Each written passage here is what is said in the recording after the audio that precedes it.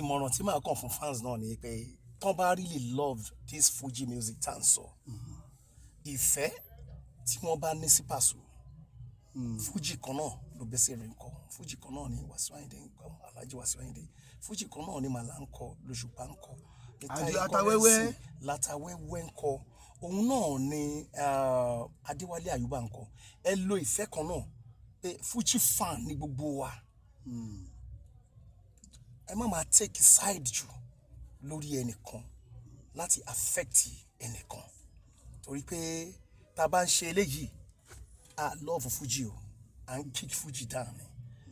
mi ò mọ àmì ìmọ̀ àwọn tó jẹ́ hip hop lovers ṣá tó máa ń sọ pé ẹnìkan ni ò dá ẹnìkan ni ó ju ẹnìkan lọ wọ́n máa ń believe pé ẹni tó bá ti jáde ní gbogbo wọn rà everybody wọ́n ń gbọ́ kò dẹ̀ sí hip hop star tí yóò lè bá upcoming ṣe ó máa fún láyè kọrin lórí stage mi ó máa fún láyè jájá jọ ṣe duet pọ̀ gbogbo wọn dẹ̀ ń jáde ẹ wo hip hop stars tó ti jáde ìjọ òní hip hop dé ẹ wo years tí Fuji ti wà tá à ní ju 10 star lọ tá a máa ka star pé tí gbogbo Nàìjíríà mọ̀ sí àmà tó wọn máa lè ju 10 lọ. kí ló wá fà á táàbìrì new star láàrin oní Fuji. because kò sí ìfẹ́ ń bẹ́ẹ̀ kò sẹ́ni tó ready láti gbé ẹnì kankan lẹ́sẹ̀ especially the duet pé lágbájá yìí ó yá upcoming ni jẹ́ abẹ́ ṣe orin pọ̀ tó bá ti ṣe orin pọ̀ tó bá olókìkí ṣe orin láti ibẹ̀ wọ́n á gbọ́ ohun ẹ̀ àwọn onífújì kan wà tó jẹ́ pé duet ló produce wọn àdẹ̀pọ̀ padà gbọ́ wọn mọ́ nísìn kò dẹ̀ sí ní tá a fi gbọ́ wọn mọ́ náà ní pé duet wọ́n cancel duet wọn aláwọ̀ ẹ̀ mọ́ so tí nǹkan yẹn tó bá tún lè introduce ẹ̀ padà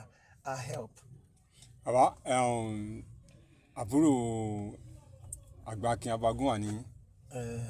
àbúrò wọn ní kò dẹ̀ sí ẹ máa kángun sí wọn ju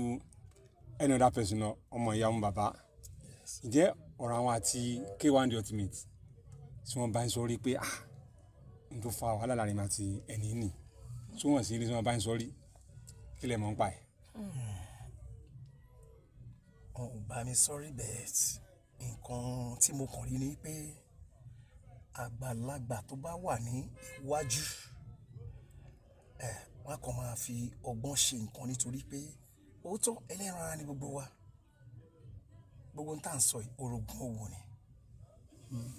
orogún owó ni ẹni tó bá dẹ̀ ti jẹ́ pé ẹlẹ́ran ara ni kò sí ni kó má tara ajé nǹkan tí mo rí nìyẹn so bóyá K1 no bóyá torí àárín wọn àwọn náà jọ mọ̀ láàrin wọn jù ní tilẹ̀ tọ́lọ́run ẹ̀gbọ́n mi ò pè mí kan jókòó rí kan sọ fún mi bẹ́ẹ̀ mo kàn rí pé tí èèyàn bá jẹ́ pé ó try láti ní ẹ̀gbọ́n mi lára débì kan kò ní voice out ó ní sùúrù dé ibẹ̀ yẹn ni kó tó sọ̀rọ̀ kó tó lè bínú ẹni á ṣe nǹkan yẹn ìkíní ẹ̀ǹkejì ẹ̀gbọ́n ní sùn fún ìyọ̀bọ̀ ní kàlẹ́ndà tọmọ náà bá sùn kàn gírí nǹkan tí mo rí nìyẹn kó tó ṣe bí òwe so ìgbà míì bọ́rọ̀ ṣe máa ń sábà máa ń rí nìyẹn and ìgbà míì dẹ̀ni yìí ó máa jẹ́ pé ọmọdé ẹni tẹ́yìn wò pé bóyá upcoming star tó fẹ́ dìde yìí eré ẹ̀ ó fẹ́ le ju tíyín lọ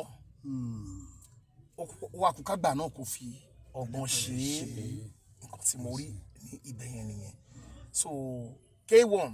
àti Alhaji èmi believe pé orin kan náà lọ́jọ́ Fuji kan náà lọ́jọ́ kan and the fans tí gbogbo wọn jọ ń share láti ọdún tèmi ti ń tẹ ìgbà tèmi ti mọ Alhaji ní tèmi ti wà pẹ̀lú ẹ̀gbọ́n mi tó yẹ pé a ti ṣe first album nígbà yẹn kódà ká tó ṣe first album ní Canary làwọn fans wọn láti America ní London wọn ti wá náwó fàlàjì ní Canary club Canary tá à ń sọ ìkódà ó dàbí passage lẹ́kàn rẹ̀ bet ní ojú Ẹlẹ́gbà Olúṣọ̀gá road so ẹ wo ibi tí èèyàn ti ń ṣeré tí kò tó ìmọ̀ ọmọ yìí tí mo fẹ́ fi compare wọn ni mo sọ pé bíi passage lẹ́kàn ni ó kéré gan ni tó yàrá ńlá wàláì so káwọn èèyàn máa ti bẹ̀ wá wo eléré lamẹ́ríkà bá ṣe weekend wọ́n á tún padà so kẹ́ lè mọ̀ pé Ọlọ́run ní kí òkìkí yẹn kó blow sí àsìkò kó dẹ̀ ṣe so ìgbà míì dẹ̀ ní eléré tó ń wòye pé bóyá ẹnìkan tó ń bọ̀ lẹ́yìn Àyùbá ni tí mo rí lẹ́yìn o tó wáyé dédé òbẹ́sẹ̀ gbó òun ló kàn spring lójijì á wòye pé ọ̀tọ̀ lè tí mo ti sọ pé ó ń bọ̀ èwo tún lélẹ̀ yìí ẹlẹ́ran ara ni gbogbo wa gbogbo ẹ̀ orogún òwò ni gbogbo ẹ̀ orogún òwò ni Ọlọ́run ọba á dẹ̀ jẹ́ kí gbogbo wa ká máa rí ṣe àwọn méjèèjì tá à ń sọ yìí àtẹ̀gbọ́n mi àti K1 billionaire ni wọ́n owó ìpọ̀ ńlẹ̀ Ọlọ́run ṣàánú. ó pọ̀ bí yẹpẹ̀ àbí. ẹ sọ pé kọ́lẹ̀ kan ẹni ọ̀lára kan tó máa sábà gbé olórin náà nìkan ṣe duet. Duet, yeah. Ẹ̀gbọ́n yín tabaníkà ka onífújì àní tí ìlọjì làwọn dárúkọ apátọ̀ síbẹ̀. Ǹjẹ́ ti bá wọn ṣe duet rí ṣé ẹ ti ṣe rí ni àbí ká máa retí ẹ̀ láìpẹ́ Mi ò tí ì ṣe kankan rí pẹ̀lú wọn. bẹ́ẹ̀ lágbára Ọlọ́run ìkan jáde very soon. Tẹ̀jọ́ ṣe àbẹ́yìn mẹ́tẹ̀ẹ̀ta ni àbẹ́yìn àti wọn nìkan ṣe ní. Èmi àti wọn lè ṣe ó ṣe máa jáde torí Fatai ò sí ara rẹ̀ sìn òun wà ní Brazil báyìí so tó bá yẹ kó máa jẹ́ pé nǹkan tóun náà tó máa jẹ́ tó máa wà involve nínú ẹ̀ tó. ẹ̀yin lẹ tẹ̀lé Papa State ni àbí Fatai ló kọ́ ṣáájú kẹ́yìn tó tẹ̀lé. Èmi ni mo tẹ̀lé wọn direct. ẹ̀yin ju Valentine lọ àbí. Bẹ́ẹ̀ni. tó tábà ní ká wo orin dáadáa oníwà ń kọ́ ẹlẹ́yìn náà ń kọ́ kí lọ́jọ́ iwájú Fuji pẹ̀lú pò tí hip hop tí ọwọ́ tó ń bá lọ báyìí. Wàláì Fuji ní ọjọ́ iwájú tó dáa gan gẹ́gẹ́ bí mo yẹ sọ ó wà lọ́wọ́ fans ó dẹ̀ wà lọ́wọ́ packaging ṣé wọn pé irú àwọn èmi sì yóò àwa a kàn lè sọ ni àlè wọ́n lè máa wò pé kí ló ń sọ yìí packaging báwo gbogbo nǹkan nísìnyí packaging ni everywhere in the world ẹni tó o bá ń ṣe nǹkan tó o bá ti ṣe àwọn nǹkan kan tó yẹ pé àwọn yẹn á fi máa mọ̀ pé bọ̀bọ̀ yìí wà òkè àyè tó ń ṣe kò ṣe right just do it right mo fẹ́ try láti sọ when you do things bó ṣe yẹ kó wà èèyàn máa wà òkè Fuji ní ọjọ́ iwájú gan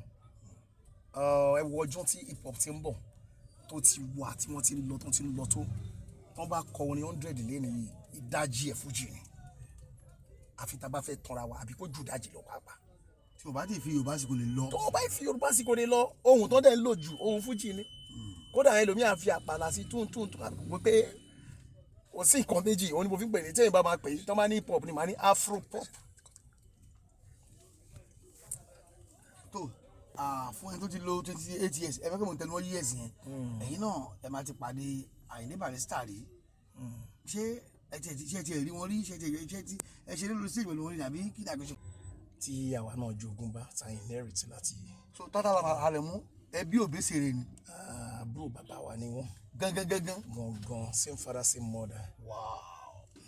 àwọn àgbélé lẹ́nu Obesere o. ẹlẹ́gbọ́n sọrí. àbọ̀sọ̀rí ẹlẹ́gbọ́n sọrí. wọ́n ti kọ́rí lórin ní Mr Magic. ẹ̀yin náà ti wá ṣe kínní òtòdú bẹ́ẹ̀ lò.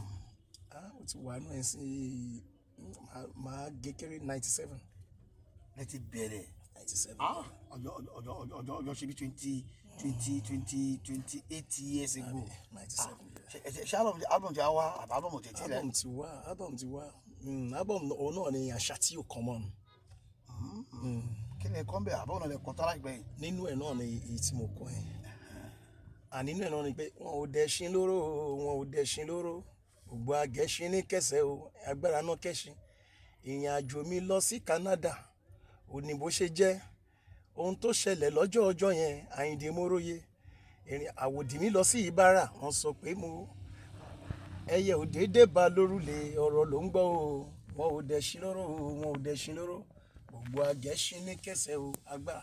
bí mo ṣe sọ pé kò lè rẹ̀ mí o kí n máa kọrin